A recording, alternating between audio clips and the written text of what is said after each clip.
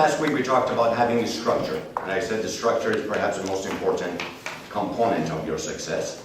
And I worked with Japanese for 20 years. I worked with Toyota for 20 years. And one thing about the Japanese is that they have a form for everything that they talk about, and that is a structure. So they want to find out why they ran out of coffee in the office. There is a form. And they go to the form and find out who didn't do his job, or what part of the system was lacking.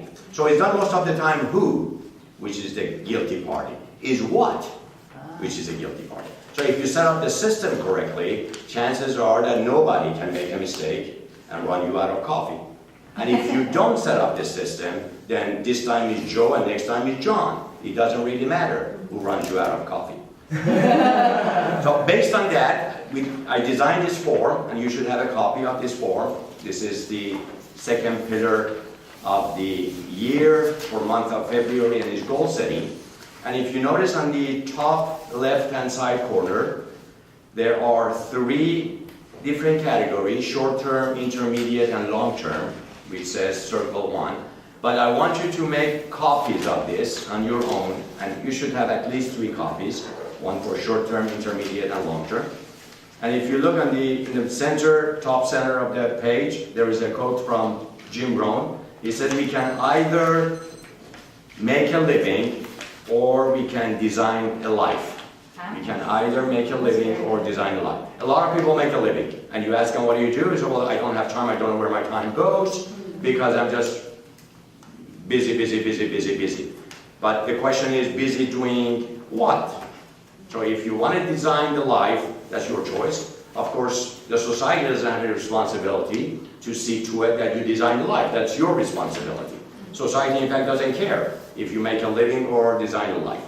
So based on that, we want to design a life, and that's why we have the goal setting as a second component, second pillar, and this form.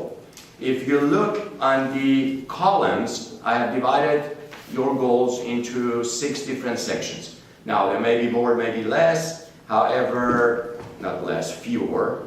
There may be more, there may be fewer. However, I put family and home as goal number 1, financial and career. The second goal, spiritual and ethical. Third one, physical and health, mental and educational, and social and cultural. Now, you come up with anything else that doesn't fit in these 6 categories, be my guest and add them to your goal sheet. So the columns tell you the categories of goals. The rows will tell you the specific goals that you have in each category. There are 2 major components of goal setting. Maybe you want to write it down, since everybody is pen and paper friendly.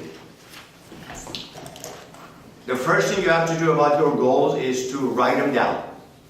Both components are 3 words each. Write them down.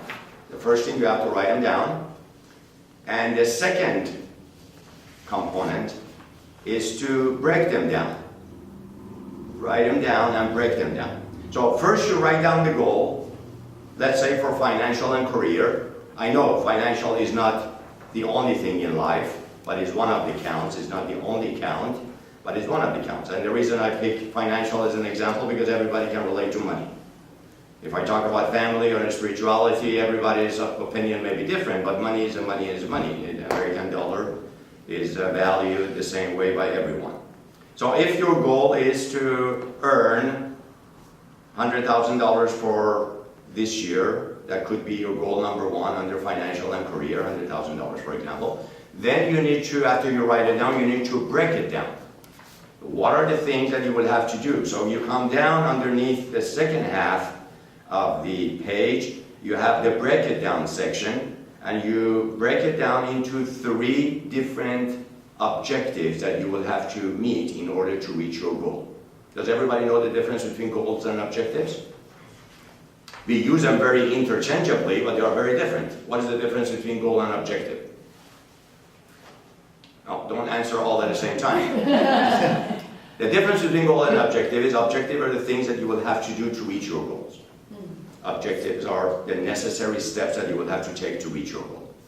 And goal is basically the destination that you like to arrive. So if you like to earn $100,000 a year, what are the things that you will have to do? You break it down.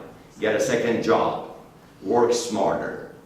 advertise more for my services, be of service to many more people, and etc. So we break it down under the second half of the bottom half of the paper. And then the same thing goes for the other ones. And for every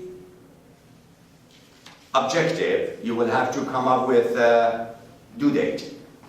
The major reason between a goal and a dream is the deadline. Dreams normally don't have any deadline. If you keep dreaming that you will one day go to Hawaii, the good Lord will see to it that you will continue to dream.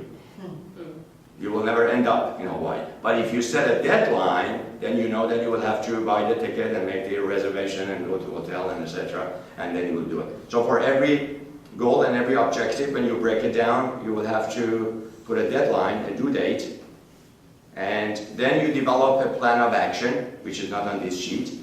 But this sheet should be with you at all times. You should have one for 2015, and I certainly hope you become a customer and you will use this sheet for many decades to come.